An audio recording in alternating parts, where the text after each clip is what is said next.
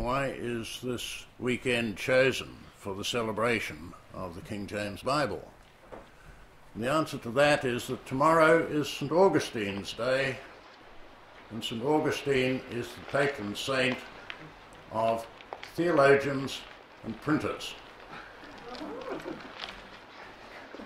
And the third answer, why are we here today? And we're here in these delightful surroundings with the prospect of dinner in the even more spectacular surroundings upstairs tonight. We're here because of the support and encouragement that we've received from the Minister of Arts, Culture and History. And so it's a delight and a privilege to invite the Honourable Christopher Finlayson to open the meeting.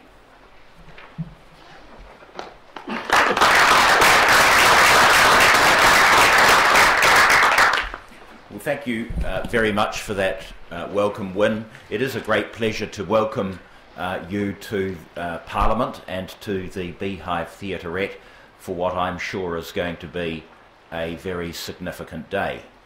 There are a number of, I know so many of you individually, it would probably be inappropriate for me to start identifying individuals, but can I identify one person here today, Ailsa Barton? It's great to have you here. Ailsa's husband George, who passed away recently, was the world president of the Bible Society, and I'm sure he would have been here, but his spirit's with us, and it's lovely to have you with us this morning. So I'm very honoured to host such a gathering of distinguished scholars, and I particularly wish to acknowledge today's speakers, Professors Lynham, Marshall, Bradstock and Norton, the very Reverend Dr. Graham Redding, and particularly acknowledge Wynne Beasley, who has done a superb job of organising today's event. He and I have met on a number of occasions, and we discussed matters down to the finest detail. I believe this conference will go very well, and it's because of the work he's put into it. And I'm sure that today's lectures are going to be of very great interest. As a person who hears the Jerusalem Bible not most Sunday, every Sunday, it's very hard to escape the church. I bow to your collective expertise here today and think it wise not to talk at length on your topic. However, as a layman, I acknowledge the abiding presence of the King James Bible in our language, our culture and our society. If I can quote some of the commentators, the King James Version has been described variously as the most celebrated book in the English-speaking world, the most enduring embodiment of Scripture in the English language, and by your keynote speaker, Professor Norton, as the most important book in English religion and culture. It's intriguing to trace its influence on arts and culture over the last 400 years, on literary tradition, and through the many idioms still in circulation today. I like to think many of these could be used to describe the goings-on in these parts, and here I mean ministerial work as a labour of love and requires going the extra mile, as I did earlier this week when I went from Gisborne to Araroa to meet with Ngāti Porou, rather than ministers being holier than thou, a charge often levelled at me actually, or wolves in sheep's clothing, or marching like lambs to the slaughter, as some of you may have been thinking. I see from the programme Professor Lynham is going to be speaking about the Bible in New Zealand, and on display today there's a selection of Bibles from the Parliamentary Collection and Library and from the personal collection of Philip O'Shea, very kindly organised by Michelle Jantz from Parliamentary Services. Included in the display is one of the first books to be printed in New Zealand, Ko Te Rongo Pai I Tuhituia Eruka, the Gospel written by St. Luke.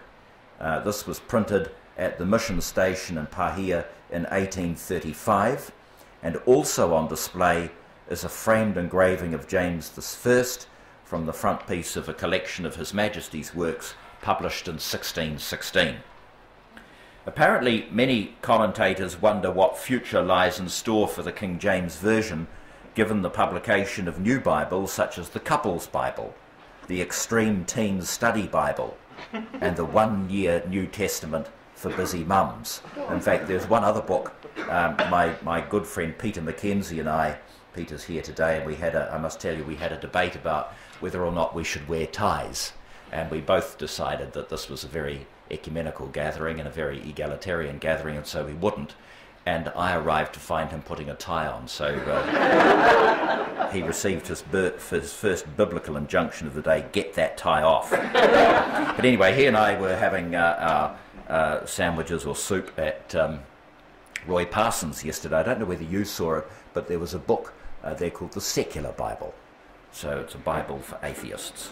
So, but many observers may question the relevance of a 400-year-old translation in an increasingly diverse Bible market, but I suggest this debate is utterly redundant, just like the secular Bible will be in about 25 years' time.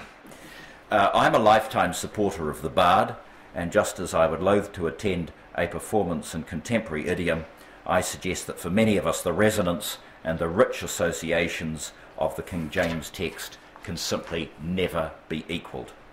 I'm confident that the King James Version will outlast all the versions available today. As Gordon Campbell put it, other translations may engage the mind, but the King James Version is the Bible of the heart.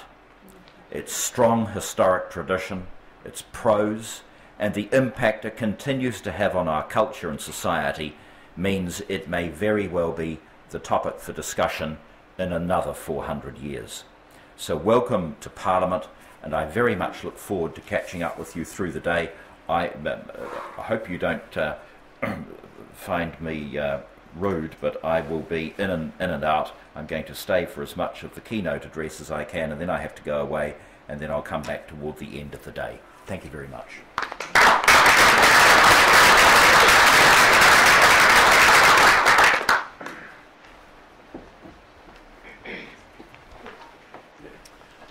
Minister, thank you very much, not only for your welcome, but also for making this place available to us.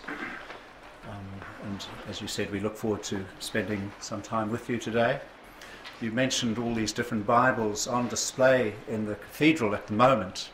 Not only is there an authentic 1611 King James, which Anthony Tedeschi from Dunedin Public Library almost personally escorted, but for the fog in Dunedin Airport the other morning. But good that you're here, Anthony. But there is a display also of modern translations from the Bible Society, and one that I'd not seen before is a skater's Bible. This is for skateboarders. Fantastic pictures. So whether that'll last 25 years or not, who knows. Before I introduce our first speaker, I wonder if it isn't an opportunity to do two things. One, to make sure you know where the toilets are, because you have quite a long walk from here back through the main entrance and keep going sort of around, keep to the left of the left wall, as it were. And you've got to go past the main entrance that you came in and keep going. It's not too far beyond that. But the other thing is perhaps just to turn and to greet each other. See who is here and where you come from, who it is with whom you're going to be sharing this day. So just take half a minute to turn round, perhaps twist around, get out of your seat and say hello.